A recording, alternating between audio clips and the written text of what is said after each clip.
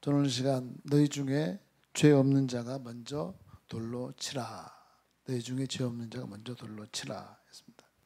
여러분 그 손가락으로 잘 알죠? 손가락으로 상대방을 가리킬 때 나머지 손가락은 누구를 가르치죠? 바로 나를 가르치고 있잖아요. 네. 그래서 예전에 그 미국의 그 TV 방송으로 유명한 설교가로 유명했던 그분이 한창 그 성범죄에 대한 설교를 그분이 신랄하게 이렇게 계속해서 시리즈로 한 적이 있었습니다. 근데 나중에 들려오는 소식은 그렇게 설교했던 그 사람이 젊은 아이를 강간했습니다. 그리고 퇴출된 사건이 오래 전에 있었습니다. 그래서 우리는 남을 비판하고 정죄하기 전에 우선 나를 돌아보는 그런 사람이 돼야 되겠다 이런 생각을 많이 해보게 됩니다. 사실 누구든지 다른 사람을 향해서 돌로 칠 수 있는 자격은 아무도 없지요. 사실 우리는 감추어진 범죄자이지 교도소에 가 있는 사람은 드러난 범죄자이고 대부분의 그 많은 사람들이 드러나지 않는 범죄자의 모습을 가지고 살아가고 있음에도 불구하고 나는 죄 없는 사람인 것처럼, 나는 의인인 것처럼, 나는 깨끗한 사람인 것처럼 가장하면서 살아가는 그리스도인들이 상당히 많이 있다고 하는 것이죠.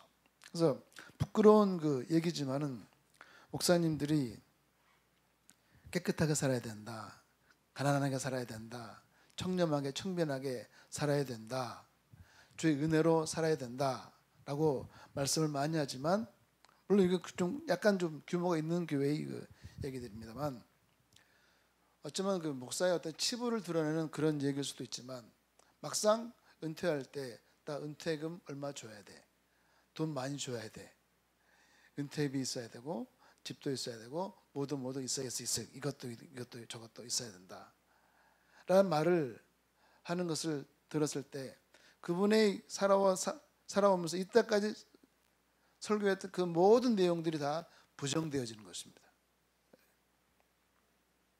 그래서 우리는 누구를 정죄할 필요도 없고 누구에 대한 어떤 그 시비를 걸 필요도 없고, 우리는 주의 사랑으로 대하고 나를 돌아보는 가운데 주의 영광을 위해서 살아가는 모습들이 나 자신을 통해서 늘 드러날 수 있도록 늘 내 자신을 주님께 드려지는 삶을 우리가 살아야 되지 않을까, 그런 생각을 해보게 되었습니다.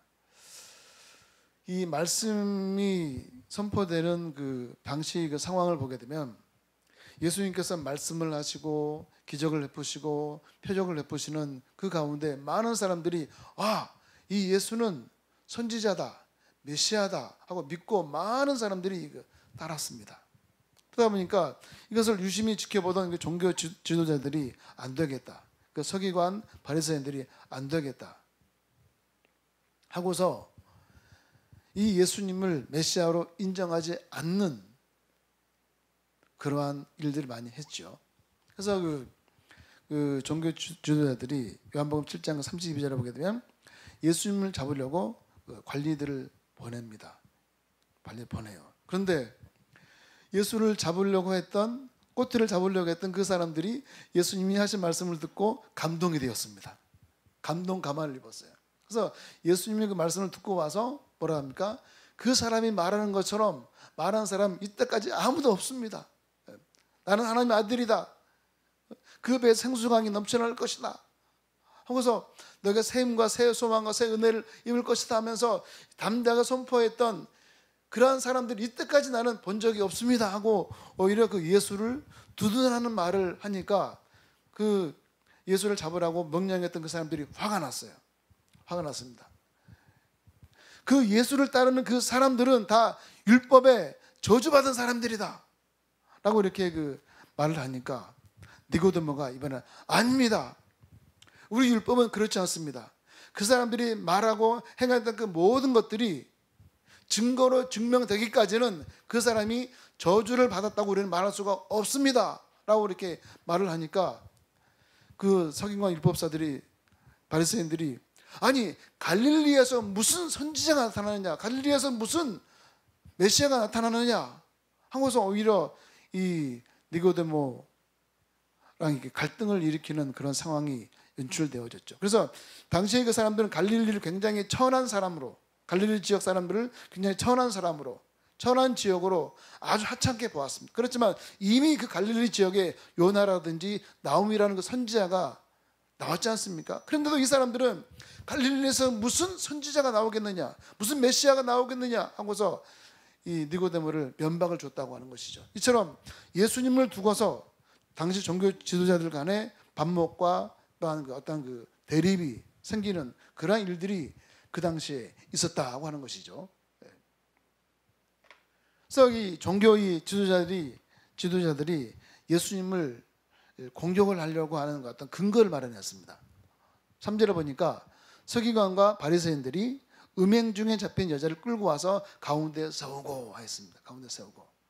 그래서 이것은 계획적으로 예수 그리스도를 골탕 먹이려고 가늠하는 현장을 덮여서 그 여자를 데리고 와서 예수님이 어떻게 하는가 하고서 그들이 보려고 했던 것이죠. 그래서 예수님을 결국에는 올가매어서 꼼짝달싹 못하게 하려고 하는 그 교활한 음모가 거기에 숨겨져 있었던 것이죠. 그래서 그 예수님을 공격하려고 했던 그 근거가 뭐냐? 신명기 22장 23절 원래 24절까지인데 이 처녀인 여자가 남자와 역한 후에 어떤 남자가 그를 성읍 중에서 만나 동침하면 너희는 그들을 둘 다 성읍 문으로 끌어내고 그들을 뭘로 쳐 죽일 것이니 했습니까? 돌로 쳐 죽일 것이니. 어떤 사람을요? 약혼한 사람을. 그래서 이것을 근거로 해서 4절 5절에 이렇게 말합니다. 예수께 말하되 선생이여 이 여자가 가늠하다가 현장에서 잡혔나이다. 모세는 율법에 이러한 여자를 돌로 치러 명하였거니와 선생은 어떻게 말하겠나이까? 가늠하다가 현장에서 붙잡힌 이 여인을 돌로 쳐 죽이라고 모세 율법에 나와 있는데 예수 당신은 이 여자에 대해서 어떠한 판결을 하겠습니까? 어떤 말을 하겠습니까? 라고 이렇게 물어보는 것입니다. 그래서 이것은 이렇게 얘기하는 것은 어떤 연유였습니까? 그들이 이렇게 말하면 고발할 조건을 얻고자 하여 예수를 뭐하미러라? 시험하미러라. 예. 여러분 우리가 신앙생활 할 때 시험 당할 일들이 참 많이 있습니다. 크리스찬으로서 해야 될 행동, 하지 말아야 될 행동 참 많이 있습니다. 마귀는 우리를 어떤 시험, 우리가 믿음의 어떤 행함을 할 때, 믿음의 말을 하려고 할 때 자꾸 시험을 줍니다. 시험을 자꾸 줘요. 그래서 우리 크리스찬들은 어떤 신앙적인 어떤 기지가 발휘가 될 수 있는 그때에 믿음을 담대하게 선포하는 우리가 되어야 할 줄로 믿습니다. 여러분 제가 전에도 말씀드린 것 같은데 저희 사촌 매형이 검사로 막 임관을 해야 됐나요? 뭐라 해야 되나요? 검사로 이렇게 시험 봐서 이제 합격을 해서 이제 검사 일을 할 때 시작할 때 다 모여가지고 노래를 부르는 노래방에 가서 노래를 불렀대요. 다른 사람들은 다 잘 보이려고 노래를 잘 부르는데 이분은 이름이 뭐였죠? 근데 참 뭐죠? 이창재. 찾아보면 나옵니다. 지금 김현장에서 지금 변호사를 하고 있는데 법무부 차관을 했죠. 그래서 이제 그분이 거기서 찬송가를 불렀던 거예요. 찬송가를. 분위기 깨는 거잖아, 완전히. 만약에 제가 그 자리에 섰으면 저 찬송가 못 불렀을 것 같아요. 근데 분위기를 확 깨는 찬물을 슉 없는 찬송가를 불렀다는 거예요. 야, 정말 대단하다. 정말 대단하다.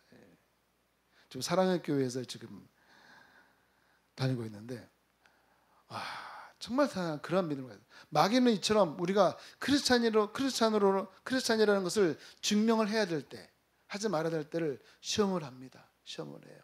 그래서 우리는 지혜로운 믿음의 판단을 가지고 우리가 신앙생활을 해 나갈 줄로 믿습니다. 그래서 여기 본문 5절에 보면 사람들이 가늠하다 현장에 잡힌 자를 끌고 와서 모세율법에서는 돌로 쳐 죽이라고 되어 있다고 하는 것을 보면, 여러분 이 여자는 정혼한 여자일 가능성이 많이 있습니다. 22장 신명 22장 23절 그거 보게 되면 약혼한 여자였거든요. 약혼한 여자. 그 당시에 그 약혼한 여자, 정혼한 여자의 나이는 보통 14세에서 15세였다고 그럽니다. 어린 나이죠. 어린 여자이죠. 그런데 잡혀온 사람은 누구였습니까? 가늠했는데 혼자 가늠하나요? 아니잖아요. 잡혀오려면 그 남자도 같이 잡혀왔어야 돼요. 그런데 잡혀온 사람은 여자 혼자였어요.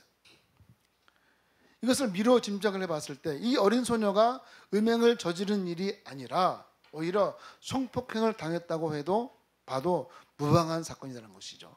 그래서 그리고 남자는 도망가게 하고 여자만 잡아왔습니다. 여자만 잡아왔어요. 다시 말해 예수님을 고발하기 위해서 남자를 의도적으로 그 여자에게 접근시켜서 그 현장을 다른 사람들이 덮쳐서 이 여자를 희생양 삼아서 예수를 고발하려고 하는 그 교활한 음모가 그 속에 숨겨져 있었다고 하는 것입니다. 그래서 이 종교 지도자들은 야 됐다, 이제 예수님 이제 외통수에 걸렸다, 빠져나가지 못한다 생각을 했을 거예요. 왜냐하면 첫 번째로 예수님이 여자를 놓아줘라 하면 이 모세 율법을 지키지 않는 율법 모독죄로 아마 그들은 예수님을 정죄했을 것입니다. 두 번째로 율법대로 이 여자를 돌로 쳐 죽여라 라고 하면 너 이때까지 사랑하고 용서하라고 그랬는데 너 저 여자를 돌로 쳐 죽여? 네가 말한 그 사랑이 뭐냐? 네가 말한 용서가 뭐냐? 하고 너 이제껏 유선자 아니냐? 하고 전혀 다른 유선자라고 비난과 동시에 당시에 로마의 지배를 받고 있었던 이스라엘 사람들에게는 사형 집행권이 없었습니다. 그런데 네가 뭐라고 사형을 하라고 그래? 네가 뭔데 네가 사형을 시키는 돌 투석형을 하라고 그러니? 하고서 사형 집행권이 없는 자가 돌로 치라고 하면 로마법을 어기는 죄로 고발하여서 예수님을 외통수에 넣어 빠져나가지 못하게 하려고 했다고 하는 것이죠. 그러니까 이래도 저래도 예수님은 걸리게 되어 있었던 것입니다. 이래도 저래도 용서하라고 그래도 율법에 걸리고 돌로 쳐 죽이라고 그래도 로마법에 걸려서 예수님은 도저히 빠져나갈 수 있는 구멍이 없었습니다. 그런데 예수님이 어떤 분이십니까? 예수님이 항상 그 시험을 지혜롭게 항상 사람이 생각하지 못하는 말을 확 하시는 거예요. 예수님은 전혀 그들이 예상치 못한 반전의 말씀을 하시죠. 7절 같이 읽겠습니다. 시작. 그들이 묻기를 마지 아니하는지라 이에 일어나 이르시되 너희 중에 죄 없는 자가 먼저 돌로 치라 하시고. 아멘. 여러분 예수님은 그 여인에게 죄가 없다고도 하지 않으셨습니다. 또 모세 율법이 틀렸다고도 하지 아니하시고 너희 중에 죄 없는 놈이 먼저 돌로 치라. 그러자 사람들은 예상하지 못한 예수님의 그 말씀을 듣고 그 자리를 슬슬 피해서 떠나버렸습니다. 할 말이 없습니다. 예수님은 할 말이 많은 그 사람들을 향해서 할 말이 없게 만들어버렸어요. 세금 문제에서 그랬듯이.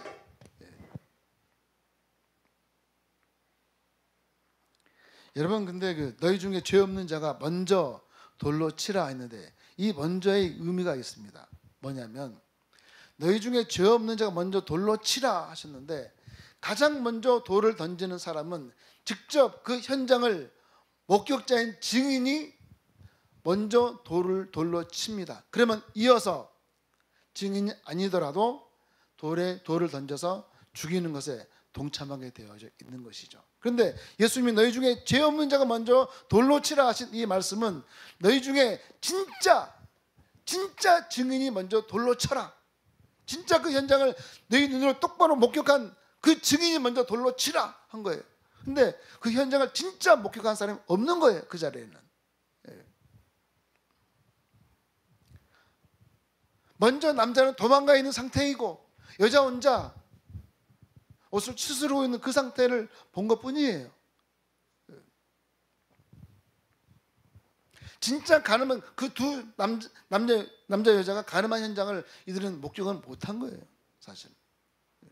왜? 도망가게 했거든요, 먼저. 근데 가늠한 여인이나 끌고 온 거예요, 거짓말로.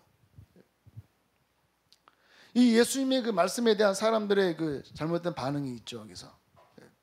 예수님께서는 진짜 증인이 없다는 것을 아시고 너희 중에 먼저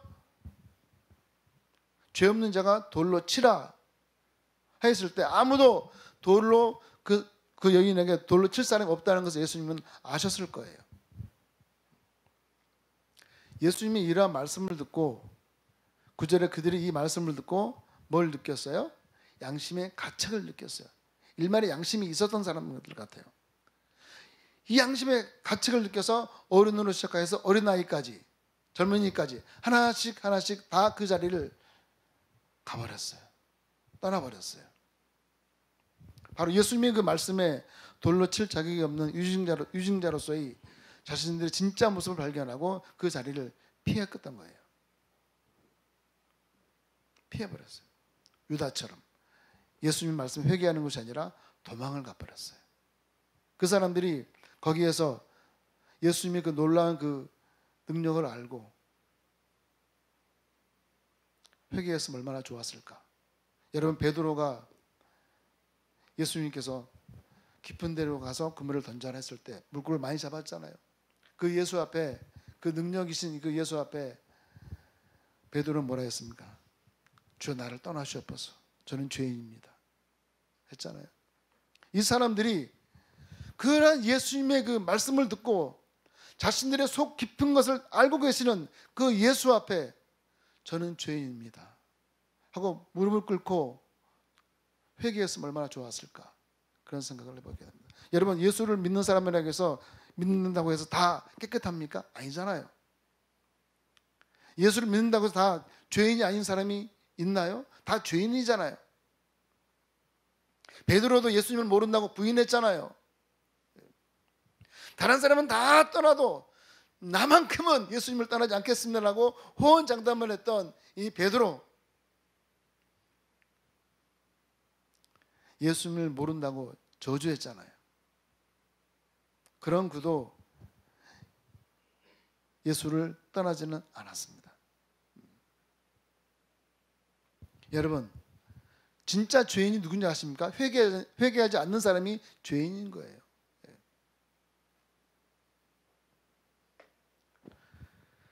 여튼간에 예수님께서는 다 떠나고 돌로 그 여자를 돌로 쳐 죽이려고 했던 사람들이 다 떠나고 난 다음에 예수님께서 그 여자를 어떻게 응대했습니까? 10절에 예수께서 일어나사 여자 외에 아무도 없는 것을 보시고 이르시되, 여자여, 너를 고발하던 그들이 어디 있느냐? 너를 정죄한 자가 없느냐? 여러분, 이 10절에 이 고발과 정죄라고 하는 단어가 나오는데, 사탄의 특징이 뭡니까? 사탄은 고발하고 정죄하는 거예요. 고발하고 정죄하는 거예요. 사탄은 자꾸 우리를 고발합니다. 정죄합니다. 그래서 내가 살면서 내가 무슨 하나님의 자녀인가? 죄를 짓고서도 뻔뻔하게 내가 살고 있는가? 나는 유선자 아닌가? 이런 정죄의식을 갖게 해서 예수님을 떠나게 하는 것이 마귀의 특징인 것입니다. 아마 예수님을 팔았던 유다도 그런 정죄의식에서 헤어나지 못하고 스스로 목숨을 끊었던 것 같아요. 여러분, 예수님은 우리가 그 죄 때문에 예수님을 떠나는 것을 원치 않으십니다. 그 죄의 짐을 지고 주님께 나와서 회개하고 용서받는 것을 예수님께서는 더 원하고 계신 줄로 믿습니다. 그런데 마귀는 반대로 그 죄의 짐에 짓누르게 하여서, 그 죄의식에 짓누르게 하여서, 내 자신이 신앙생활 하는 거 맞나? 교회 다니는 사람 맞나? 나 유선자 아닌가? 자꾸 내 자신을 믿음을 다운시키고 내 양심을 자꾸 다운시킵니다. 그래서 결국은 예수 앞에 서지 못하도록 스스로 나는 예수 앞에 설 자격이 없는 사람이야. 나는 교회 다닐 자격이 없어. 나 이런 마음으로, 이런 생각으로 내가 어떻게 예배를 드려? 내가 어떻게 교회를 다녀? 어떻게 기도를 해? 어떻게 찬양을 해?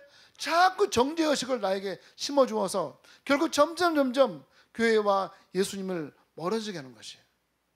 그러고 나서 더한 사람은 그 껍데기만 있는 채, 껍데기만 남은 채 교회를 그냥 의무적으로 다니는 경우가 상당히 많이 있는 거예요. 그래서 결국은 마음에서 예수를 멀어지게 하고, 생각에서 예수를 멀어지게 하고, 그래서 결국은 몸도 마음도 멀어지게 하여서 결국 신앙을 떠나버리게 하는 경우가 상당히 많이 있는 거예요. 마귀는 이렇게 우리 자꾸 고발하고 정죄하는 것이. 여러분, 그래서 우리 신앙생활할 때 때로는 얼굴에 철판을 깔아야 돼요. 나는 이러한 죄가 있어도, 이러한 잘못이 있어도, 그럼에도 불구하고 우리는 예수께 늘 나가야 되는 줄로 믿습니다. 예수님께서 그 여자에게 말을 했던 것처럼 나에게도 그런 말을 할 거예요. 현건아, 너를 정죄한 자가 어디 있느냐? 있느냐 없느냐? 물어보신 거예요. 저한테도 항상. 예수님은 우리를 보호하시고 돌보시는 분이시지, 우리를 정죄해서 심판을 받게 하시는 예수님이 아니신 것입니다. 여러분, 예수님 어떤 분이십니까? 11절에 대답하되 주여 없나이다. 예수께서 이르시되 나도 너를 정죄하지 아니하노니 가서 다시는 죄를 범하지 말라 하시니라. 여러분, 예수님께서 나도 너를 정죄하지 아니한다 했어요. 아니, 예수님께서 용서해 주신다는데 누가 우리를 정죄하겠습니까? 예수님께서 나를 용서하시고 구원하시고 영생을 얻게 하시는데 누가 그것을 막을 수가 있겠습니까?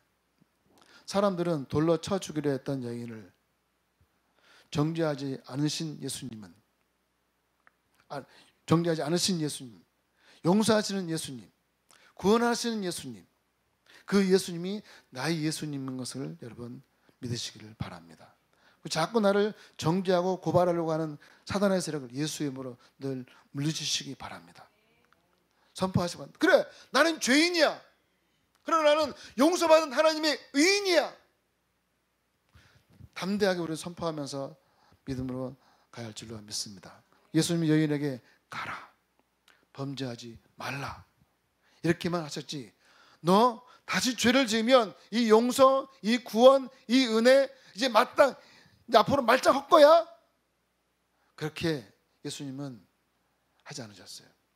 너 정죄를 받지 않으려면 율법을 잘 지키면서 살아야 돼 하고 어떤 율법적인 다짐을 받으신 것도 아니었습니다. 그래서 우리는 죄를 자꾸 짓더라도 자꾸 회개하시기 바랍니다. 너 이런 율법을 어기면 너 다시는 너 용서하지 않을 거야. 너 구원, 이 은혜, 용서 헛된 것이 될 거야 라고 말씀하지 않았어요. 예수님은 단서를 달지 않았었어요. 죄를 짓지 말라고 하셨지. 근데 어떻게 우리는 또 죄를 짓는 거 어떻게 해요? 여러분, 가장 최근에 지은 죄가 뭐가 있을까요? 혹시? 말씀하지 마세요.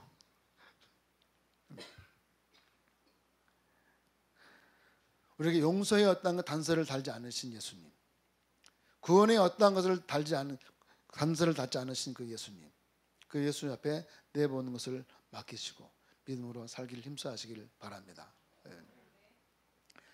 여러분, 용서받은 이 여인의 이후의 그 삶에 대해서 성경은 기록하지 않습니다. 아주 미뤄 짐작하건대 예수님이 그 조건 없는 그 용서와 사랑으로 그 정죄함과 죽음에서 노인받게 된 이 여인은 분명히 변화되어서 거룩한 삶을 살았을 것입니다. 여러분, 우리가 이 범죄한 사람들이, 교도소에서 들어갔던 사람들이 재범률이 굉장히 높아요. 어떤 사람은 30%, 어떤 사람은 75%예요. 그러니까 죄값을 치르고 교화시키려고 교도소에 보냈는데 어떤 사람이 되어서 나와요? 더 죄를 잘 짓는 사람으로 변화되어서 나와요. 왜요? 그 옆에 죄 짓는 사람이 있으니까. 내가 몰랐던 방법을 알아가지고 돌아와요. 그래서 뭐가 생깁니까? 교도소 동기가 생기는 거예요. 교도소 동기가 생겨가지고 그들끼리 또 끼리끼리 범죄를 지어요. 작은 도둑놈이 큰 도둑놈이 되어서 나온 거예요. 재범률 35%, 75%막 이렇게 올라가는 거예요. 왜? 진정한 용서를 받지 못하였기 때문에. 예수님은 정말로 그 여인을 불쌍히 여기셨어요. 진짜 용서하셨어요. 이신점심이라고 했잖아요.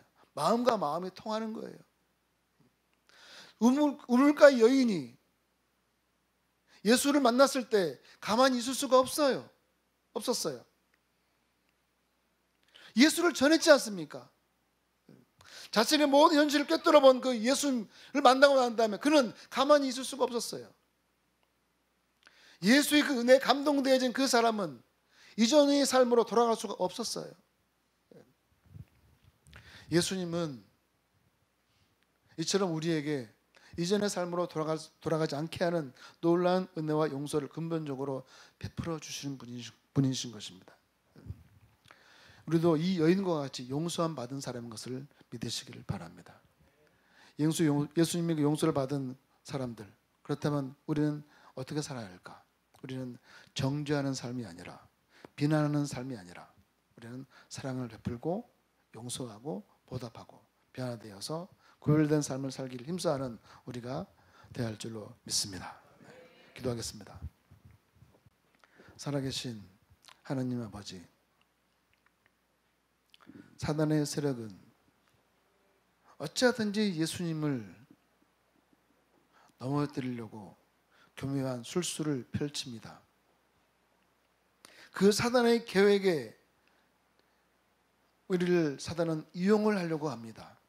그래서 예수께 멀어지게 하려고 그 죄를 매개로 하여서 우리를 정죄하고 고발합니다. 그래서 스스로 우리 자신이 그 죄의 무게에 짓눌려서 무너지게 하려고 사단은 우리를 공격합니다. 근데 예수님은 그 여인에게 말하였던 것처럼 나에게도 말씀하십니다. 나는 너를 정죄하지 아니하노라. 예수님, 날마다 주님 앞에 무릎을 꿇고 주님께 나아갈 때마다 용서의 은혜와 그 사랑으로 우리를 덮어주시고 성령으로 감동되게 역사하여 주시어서 너는 내 것이라 지명하여 불러주신 그 은혜 속에 주님과 함께 동행하는 삶 속에 비난하게 하고 정죄하게 하고 미워하게 하고 다투게 하는 사단의 세력을 물리치고 주의 영광을 드러낼 수 있는 이 땅에 빛이 되고 소금된 삶으로 우리 한 사람 한 사람 주의 선한 길로 이끌어 주시옵소서. 감사합니다. 예수님의 이름으로 기도드립니다. 아멘.